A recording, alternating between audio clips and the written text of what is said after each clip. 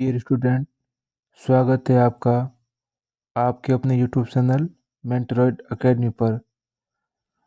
तो आज हम क्लास 10th विज्ञान का चैप्टर 3 पढ़ेंगे, धातु और अधातु। अपनी कैप्सूल सीरीज चल रही थी तो उसको अच्छे से देखेंगे और ये आपके लिए शानदार नोट्स हैं जो आपके बोर्ड एग्ज़ाम में बहुत ही काम आएंगे। तो वीडियो को स्किप ना करें, शुरू से लेके अंत तक ज़रूर देखें। तो चलिए शुरू करते हैं आज के अपने चैप्टर्स को। तो चैप्टर अपना पार्ट 3, धातु और अधातु। तो सबसे पहले आवर्त सारणी होती है। आवर्त सारणी में कितने तत्व होते हैं? 118 तत्व होते हैं। इन 118 तत्वों की एक ट्रिक होती है, उस ट्रिक के द्वारा ये सारे तत्व हमें याद करने पड़ते हैं। तो 118 तत्वों में क्या क्या होते हैं? एक तो धातु होती है, एक अधातु होती है, एक उपधातु होती है। उसके अलावा हम आगे बढ़ते हैं। धातुओं के भौतिक गुणधर्म। धातुओं में चमकने का गुण पाया जाता है।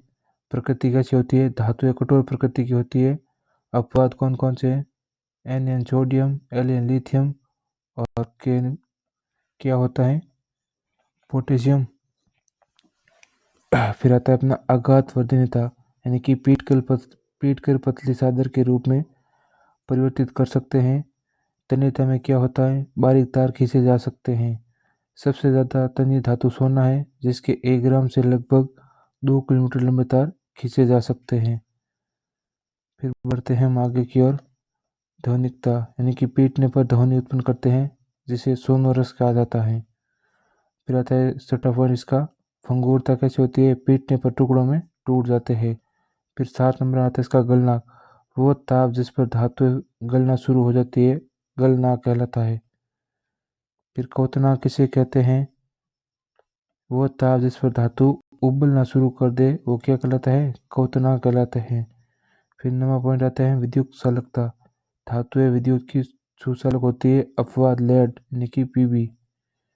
आगे की ओर 10वां पॉइंट है ऊष्मीय चालकता। धातु में ऊष्मीय चालकता का गुण होता है। उदाहरण है चांदी और तांबा। फिर धातुओं के अन्य उदाहरण क्या क्या दिए गए हैं? धातुओं के अन्य उदाहरण है Au यानी कि सोना, Ag यानी कि चांदी, Zd यानी कि जिंक, Al यानी कि एल्यूमिनियम, Ag यानी कि पारा, Na यानी कि सोडियम इत्यादि अन्य। फिर अधातु यानी कि नॉन मेटल। धातु यानी मेटल, अधातु यानी कि नॉन मेटल। तो अब हम इसके पढ़ेंगे भौतिक गुणधर्म। जैसे हमने धातुओं के भौतिक गुणधर्म पढ़े थे, उसी प्रकार हम अधातुओं के भौतिक गुणधर्म को पढ़ेंगे। अगर आपको ये हैंड राइटिंग नोट चाहिए तो आप कमेंट करके बता सकते हैं हमें, या फिर 9024391434 पर आप व्हाट्सएप मैसेज करके ये नोट्स प्राप्त कर सकते हैं। तो अब है भौतिक गुणधर्म अधातुओं के। सबसे पहले आती है अवस्था। अधातुएं ठोस गैस अवस्था में होती है। अपवाद होता है Br यानी कि ब्रोमीन द्रव में। फिर इनकी प्रकृति कैसी होती है? अधातुओं की प्रकृति भंगुर होती है। अपवाद है हीरा सर्वाधिक ठोस होता है। तीसरा पॉइंट है चमकने का गुण। अधातु में चमकने का गुण नहीं पाया जाता है। अपवाद देते हैं हीरा और आयोडीन। ठीक है। फिर आती है चौथा है आघात वर्धनीयता। इनको पीट कर चादर नहीं बना सकते। तन्यता क्या है? अधातुएं तन्य नहीं होती हैं। और चालकता में क्या है? विद्युत ऊष्मा के कुचालक होते हैं। अपवाद क्या होता है? ग्रेफाइट। तो जैसे हमने धातु में पढ़ा था, उसी प्रकार अधातुएं धातुओं की क्या होती है? विपरीत होती है। फिर अधातुओं के उदाहरण क्या क्या है? पहले आता है सी यानी कार्बन, एस यानी कि सल्फर, H2 यानी कि हाइड्रोजन, O2 यानी कि ऑक्सीजन, N2 यानी कि नाइट्रोजन और Br यानी कि ब्रोमीन आदि। फिर आगे की ओर बढ़ते हुए हम पढ़ेंगे फिर धातुओं के रासायनिक गुणधर्म। पहले हमने पढ़े थे भौतिक गुणधर्म, अब हम पढ़ेंगे धातुओं के रासायनिक गुणधर्म। तो सबसे पहले क्या आती है? धातुएं किससे क्रिया करती है? धातुएं करती है वायु से अभिक्रिया। धातुएं वायु से अभिक्रिया करके धातु ऑक्साइड बनाती हैं। यानी कि धातु से जैसे Au यानी कि होता है गोल्ड, Au प्लस O2 यानी कि 2Au। ठीक है ना। ये अभिक्रिया संभव नहीं है क्योंकि सोना शीघ्रता से वायु से अभिक्रिया नहीं करता है। फिर बढ़ते हैं आगे की ओर। 2Zn प्लस O2 यानी कि 2ZnO यानी कि जिंक ऑक्साइड। फिर आता है 2Mg प्लस O2 यानी कि 2Mg यानी कि मैग्नीशियम ऑक्साइड। फिर आता है 2Cu प्लस O2 यानी कि 2Cu यानी कि कॉपर ऑक्साइड। अधिकतर धातु ऑक्साइड क्षारीय प्रकृति के होते हैं। आगे की ओर बढ़ते हुए हम सेकेंड पॉइंट देखेंगे। तांबा प्रज्वलित नहीं होता है बल्कि उसकी परत काली पड़ जाती है, यानी कि प्रज्वलित होने का जलता नहीं। एलन की एल्यूमिनियम की ऑक्सीजन से क्रिया करवाकर उस पर ऑक्साइड की परत बनाते हैं ताकि उसको संसाधित होने से बचाया जा सके। संचरण करना यानी कि जंग लगने से बचा सकते हैं। फिर आता है उभयधर्मी ऑक्साइड किसे कहते हैं, इम्पोर्टेंट है। कुछ धातुएं अम्ल तथा क्षार दोनों से अभिक्रिया कर सकती है, ये उभयधर्मी ऑक्साइड कहलाते हैं। उदाहरण के लिए ZnO यानी कि जिंक ऑक्साइड, फिर आता है Al2O3 यानी कि एल्युमिनियम ऑक्साइड, फिर आता है Bu यानी कि बेरिलियम ऑक्साइड। अम्ल से क्रिया करते हैं Al2O3 प्लस S यानी कि हाइड्रोक्लोरिक अम्ल प्लस क्या बनाते हैं AlCl3 प्लस H2O यानी कि एल्युमिनियम क्लोराइड प्लस जल बनता है। और इसमें वापस Al2O3 aluminium oxide plus NaOH यानी कि सोडियम हाइड्रोक्साइड प्लस क्या होता है 2NaAlO3 2NaAl यानी कि AlNO के साथ अभिक्रिया करेगा तो सोडियम 2Na हाँ Na एल्यूमिनियम के साथ अभिक्रिया करेगा और जल इसमें से बाहर निकल जाएगा। फिर आता है जल के साथ अभिक्रिया सेकेंड पॉइंट। विभिन्न धातुओं की जल से अभिक्रिया भिन्न भिन्न होती है। जल के साथ अभिक्रिया करके धातुएं हाइड्रोजन गैस तथा धातु ऑक्साइड उत्पन्न करती हैं। फिर आता है आगे की ओर, जो धातु ऑक्साइड जल में घुलनशील है, जल में घुलकर धातु हाइड्रोक्साइड बनाते हैं। लेकिन सभी धातुएं जल के साथ अभिक्रिया नहीं करती हैं। धातु प्लस जल यानी कि धातु ऑक्साइड हाइड्रोक्साइड प्लस H2। फिर क्या होता है, धातु ऑक्साइड जल के साथ अभिक्रिया करती है और धातु हाइड्रोक्साइड बनाती है, जैसे 2K प्लस 2H2O यानी कि 2KOs प्लस H2 प्लस फिर आता है 2Na प्लस 2H2O यानी कि 2NaOH प्लस H2। फिर आता है नोट पॉइंट, यहाँ पे सोडियम पोटेशियम तथा कैल्शियम ठंडे जल के साथ अभिक्रिया करती है। उनकी अभिक्रियाशीलता का आरोही क्रम, आरोहण क्या होता है बढ़ता हुआ क्रम, जैसे कैल्शियम पोटेशियम और सोडियम। और जल के साथ अभिक्रियाशीलता के आधार पर धातुओं का अवरोही क्रम क्या होता है सोडियम, फिर potassium, calcium, magnesium, aluminium, iron, Pb यानी कि लेड, कॉपर, Ag और फिर कहता है Ag यानी कि मरकरी। आगे की ओर मैग्नीशियम शीतल के साथ अभिक्रिया नहीं करता है, परंतु गर्म जल के साथ अभिक्रिया करके वो मैग्नीशियम हाइड्रोक्साइड एवं H2 यानी कि हाइड्रोजन गैस उत्पन्न करता है। H2 गैस के बुलबुले मैग्नीशियम धातु की सतह से चिपक जाते हैं अतः ये भी तैरने लगता है। फिर आता है एल्युमिनियम, आयरन, जिंक जैसी धातुएं न तो शीतल जल के साथ और न ही गर्म जल के साथ अभिक्रिया करती है, लेकिन भाप के साथ क्रिया करके धातु ऑक्साइड तथा हाइड्रोजन प्रदान करती है। 2Al प्लस 3H2O क्या बनता है Al2O3 प्लस 3H2। फिर आता है 3Fe प्लस 4H2, उत्पाद में क्या बनेगा Fe3O4 प्लस 4H2 यानी कि लेड, कॉपर, सिल्वर, गोल्ड जैसी धातुएं जल से अभिक्रिया नहीं करती है। अगर आपको कुछ समझ में नहीं आए तो आप कमेंट करके ज़रूर बता सकते हैं आपको कहाँ पे क्या दिक्कत हुई है, मैं आपको और भी अच्छी तरीके से समझाने का प्रयास करूँगा, ठीक है। और अगर आपको वीडियो अच्छा लगे तो वीडियो को लाइक करें, कमेंट करें ज़्यादा से ज़्यादा और अपने दोस्तों के पास शेयर करें और चैनल को सब्सक्राइब करना ना भूलें। वीडियो को आगे बढ़ाते हुए हम धातुओं की अम्लों से अभिक्रिया करवाते हैं। कुछ धातुएं जैसे magnesium, sodium, potassium, aluminium, zinc, iron अम्लों के साथ अभिक्रिया करके H2 गैस देती है और धातुएं तनु अम्लों जैसे HCl प्लस H2SO4 के साथ अभिक्रिया करके संगत लवण तथा हाइड्रोजन गैस उत्पन्न करती हैं। फिर क्या बनता है धातु प्लस तनु अम्ल यानी कि उत्पाद में क्या होता है लवण प्लस H2। फिर बनता है Mg प्लस H2SO4, उत्पाद में HgHO4 प्लस H2। और यहाँ पे क्या है Zn प्लस 2HCl और उत्पाद में क्या बनता है ZnCl2 प्लस H2 यानी कि हाइड्रोजन गैस क्या करती है इसमें से बाहर निकलती है और जो लवण होता है वो भी इसके साथ बाहर निकल जाता है। फिर आता है जब धातुएं SnO3 के साथ अभिक्रिया करती है तब H2 गैस नहीं बनती, क्योंकि SnO3 एक प्रबल ऑक्सीकारक होता है जो उत्पन्न H2 यानी कि हाइड्रोजन को ऑक्सीकृत कर देता है एवं स्वयं नाइट्रोजन के ऑक्साइड के रूप में अपचयित कर देता है। जैसे ऑक्साइड कौन कौन से, N2O, NO और NO2। Zn प्लस SnO3 क्या बनता है, ZnNO3 2 प्लस H2, और H2 क्या होता है, H2 करता है, यहाँ पे देखो SnO3 लिखा है, SnO3 के साथ अभिक्रिया फिर क्या बनता है, H2O प्लस NO2। और अब बढ़ते हैं आगे की ओर।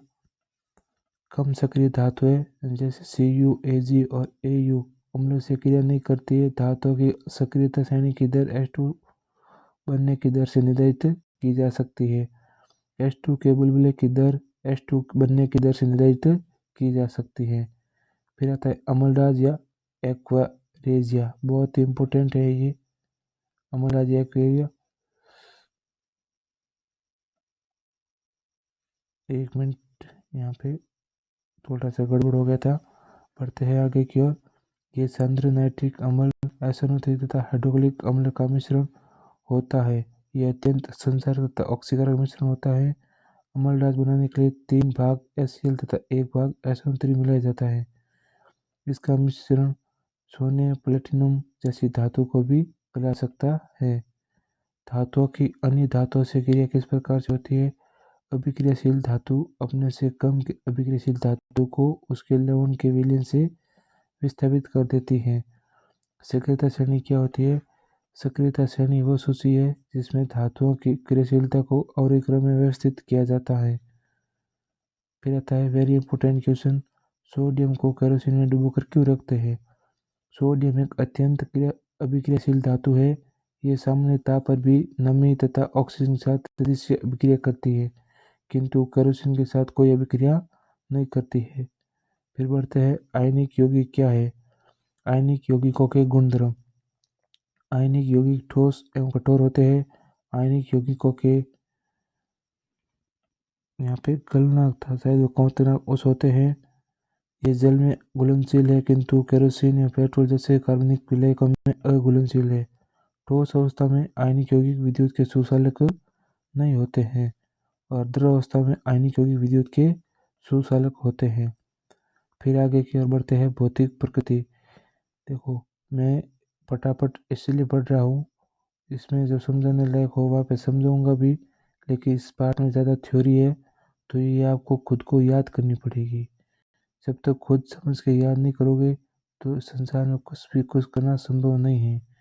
इसलिए ये नोट्स अगर सही है तो बता देना आप, बाकी अपनी तैयारी को जारी रखें और आज क्लास 10th में अच्छा स्कोर करें। बढ़ते हैं आगे की ओर। भौतिक प्रकृति क्या होती है इनकी। भौतिक यौगिक ठोस व कठोर होते हैं, दाब डालने पर टुकड़ों में टूट जाते हैं। गलनांक एवं क्वथनांक क्या होता है। आयनिक यौगिकों के गलनांक व क्वथनांक अधिक होते हैं। और क्या होता है घुलनशीलता, ये सामान्य जल में घुलनशील होते हैं। फिर आती है विद्युत चालकता क्या होती है। इनमें गलित अवस्था में विद्युत चालकता होती है। फिर बढ़ते हैं धातुओं की प्राप्ति कैसी होती है। धातुओं की प्राप्ति, धातुएं प्रकृति में 2 अवस्था में पाई जाती है। मुक्त अवस्था यानी कि Au, Hg और Ag, ठीक है ना। और संयुक्त अवस्था में क्या होता है Na, Ca, K और Pb आदि। फिर आता है खनिज।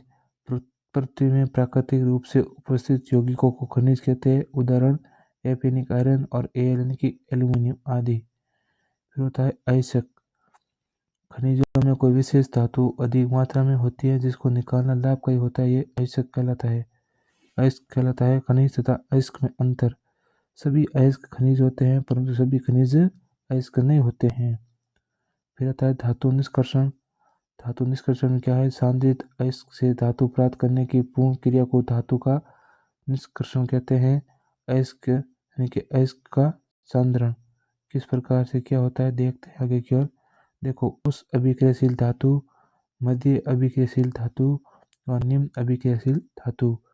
इसमें देखो उस अभिक्रियाशील से क्या बनता है, गलित धातु का विद्युत अपघटन और क्या बन जाती है, शुद्ध धातु। लेकिन मध्यम अभिक्रियाशील धातु में कार्बोनेट अयस्क और सल्फाइड अयस्क क्या होता है, धातु का ऑक्साइड, धातु में अपक्षय, और लास्ट में क्या है, धातु का शोधन होता है। इसमें क्या है, सल्फाइड आइसक, वर्जन, धातु और परिष्करण। ठीक है ना। इस प्रकार बढ़ते हैं आगे की ओर हम। यहाँ पे थोड़ा सा बार बार कुछ गड़बड़ हो जाती है। मैं क्या है, अपने मोबाइल फ़ोन से एडिटिंग कर रहा हूँ और मोबाइल फ़ोन से आप लोगों को ये वीडियो उपलब्ध करवा रहा हूँ, तो पीडीएफ थोड़ी ऊपर नीचे हो जाती है या कुछ जैसे स्क्रीन वाला कुछ आ जाते हैं सामने की ओर। ठीक है ना। तो मैं इतनी मेहनत कर रहा हूँ, तो आप भी मेरी मेहनत का 1-2% मुझे दीजिए। चैनल को ज़्यादा से ज़्यादा सब्सक्राइब कीजिए और अपने दोस्तों के पास शेयर कीजिए। तो आगे की ओर देखते हैं, निम्न अभिक्रियाशील धातु का निष्कर्षण। धातु को ऑक्सीजन की उपस्थिति में दहन किया जाता है तथा गर्म करने पर सरलता से धातु का निष्कर्षण हो जाता है। 2HGS यानी क्या होता है, शून्य बार प्लस 3O2 यानी कि हीट करने 2HGO प्लस 2SO2 उत्पाद में 2HGO को वापस यहाँ लाएंगे तो उत्पाद में क्या बनेगा, 2HG प्लस O2। मरकरी का आयस्क क्या होता है, शून्य बार यानी कि 2CuS प्लस 3O2 उत्पाद में 2Cu2O प्लस 2HO4। इसी प्रकार 2Cu2O प्लस क्या होता है, Cu2S। ठीक है ना। तो इसमें क्या बनेगा, उत्पाद में 6Cu यानी कि 2 2 4 यहाँ पे हो गए, देखो 2 × 2 2 4 और ये 2 से 6Cu प्लस SO2। ठीक है ना। अब बढ़ते हैं, मध्य अभिक्रियाशील धातु का निष्कर्षण कैसे होता है। इस श्रेणी की धातु सल्फाइड व कार्बोनेट के रूप में पाई जाती है। धातुओं को उसके ऑक्साइड से प्राप्त करना अधिक आसान है, अतः हम पहले सल्फाइड व कार्बोनेट को उसके धातु ऑक्साइड में परिवर्तित करते हैं। तो देखते हैं नोट क्या लिखा हुआ है यहाँ पे। यदि धातु में सल्फाइड आयस्क है तो भर्जन विधि द्वारा धातु का निष्कर्षण करते हैं। यदि धातु में कार्बोनेट आयस्क है तो निष्पादन विधि द्वारा धातु का निष्कर्षण करते हैं। अब बढ़ते हुए आगे की ओर, मध्य अभिक्रियाशील धातु, सल्फाइड आयस्क और कार्बोनेट आयस्क, वायु की उपस्थिति और अधिक ताप भर्जन द्वारा ऑक्साइड, अपचायक और धातु। यहाँ पे क्या है, सीमित वायु ताप निस्तापन द्वारा ऑक्साइड और धातु। ठीक है ना। कैसे क्या है, देखो 2Zn प्लस 3O2। ठीक है ना। ये हो गया, यहाँ पे गर्म किया जा रहा है, उत्पाद में क्या है, 2ZnO प्लस 2SO2 यानी कि भर्जन विधि हो गई है। और ZnCO3 और यहाँ पे उत्पाद में क्या बन रहा है, यहाँ पे क्या हो, निस्तापन द्वारा ZnO प्लस CO यानी कि जिंक ऑक्साइड, और CO2 यानी कार्बन डाइऑक्साइड। अब आती है वेरी वेरी इंपॉर्टेंट, ये आपके थर्मिट अभिक्रिया। थर्मिट अभिक्रिया क्या है, इस अभिक्रिया का प्रयोग रेल की पटरियों, मशीनों, पुर्जों को जोड़ने के लिए किया जाता है। ये आपके बोर्ड एग्जाम में क्यों सुनाया है, थर्मिट अभिक्रिया किसे कहते हैं, इसका उदाहरण दीजिए। इसका प्रयोग कहाँ किया जाता है, यानी कि Fe2O3 यानी कि फेरिक ऑक्साइड या आयरन ऑक्साइड होता है इसका, प्लस Al यानी कि Al2O3 प्लस Fe। ये एक ऊष्माक्षेपी अभिक्रिया है। ठीक है ना। फिर बढ़ते हैं आगे की ओर, अधिक अभिक्रियाशील धातु का निष्कर्षण। हमने पढ़ा कम, निम्न, मध्यम और अधिक। अब पढ़ रहे हैं अधिक। उदाहरण के लिए क्या है, Na, K और Ca, सोडियम, पोटेशियम और कैल्शियम। विद्युत अपघटन विधि द्वारा धातुओं का प्राप्त करते हैं। सबसे पहले धातुओं का क्लोराइड विलीन बनाते हैं। एग्जाम्पल हम Na से NaCl। सोडियम क्लोराइड क्या होता है, नमक का विलीन। एनोड क्या होता है, प्लस, और कैथोड क्या होता है, माइनस। यहाँ पे एनोड और कैथोड की दो लोहे की किले ली गई है और इसमें क्या है, NaCl नमक का विलीन यानी कि आसुत जल बनाए गए हैं। कैथोड पर क्या है, Na प्लस और इलेक्ट्रॉन माइनस प्लस Na। ठीक है ना। यहाँ पे एनोड पे क्या है, 2Cl minus Cl2 plus 2 electron. ठीक है ना। इस प्रकार धातुओं का देखो, इस चित्र भी बहुत जरूरी है। फिर धातुओं का निष्कर्षण कैसे होता है, परिष्करण कैसे होता है। अशुद्ध धातुओं से अपद्रव्य हटाकर पूर्ण रूप से शुद्ध धातु प्राप्त करने की विधि परिष्करण कहलाती है। प्रमुख विधि अपघटन परिष्करण। अब क्या होता है, विद्युत अपघटन परिष्करण क्या होता है, ये भी वेरी वेरी इंपॉर्टेंट है, ये भी एग्जाम में पूछा गया है। अशुद्ध धातु को एनोड व शुद्ध धातु की पतली परत को कैथोड बनाया जाता है। ठीक है ना। धातु का लवण विलयन को अपघटन की तरह काम में लिया जाता है। यहाँ पे देखो एक भी कर लिया गया है जिसमें अपतरीय एनोड पंख डाला गया है, फिर अशुद्ध धातु की सुरंग डाली गई। यहाँ पे ये देखो, एनोड यानी कि माइनस, कैथोड यानी कि प्लस, और यहाँ पे बैटरी जुड़ी गई। जो लंबी रेखा होती है वो धन टर्मिनल लाइन प्लस को और जो छोटी रेखा होती है वो ऋण टर्मिनल लाइन की माइनस को दर्शाती है। ये हमेशा याद रखना, ये आप 6 क्लास से पढ़ते हो और ये आपकी जिंदगी भर काम आता है। फिर आगे उपरोक्त क्रिया कराने पर अशुद्ध धातु की छड़ से शुद्ध धातु निकलकर कैथोड की छड़ पर जाकर चिपक जाती है। इस कैथोड से अशुद्ध धातु एनोड में एकत्रित हो जाती है तथा एनोड की छड़ के नीचे अपद्रव्य जिसे एनोड पंख कहते हैं जमा हो जाती है तथा कुलित अशुद्धियाँ खुल जाती है। शुद्ध लोहा अत्यंत गर्म होता है जिससे आभूषण बनाना असंभव है, इस कारण इसमें कार्बन 0.05% मिलाया जाता है। अब बढ़ते हैं स्टेनलेस स्टील।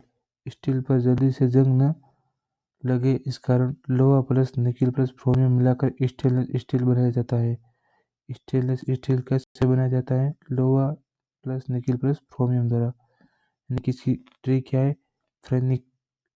फ्रेनिको ठीक है ना, फ्रेनिकी Fe यानी कि लोहा, फेरिक F यानी कि आयरन या फेरिक ऑक्साइड कहते हैं, फेरिक कहते हैं इसको, N यानी कि निकिल ठीक है ना, और क्रो यानी कि क्रोमियम Cr ठीक है।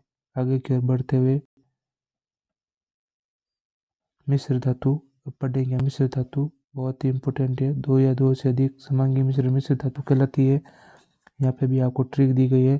ट्रिक क्या है? पिताजी, पी से पिताजी यानी कि ता से तांबा प्लस जी से सिंक बराबर क्या बनता है? पित्तल ठीक है ना। पी से क्या होता है? पित्तल।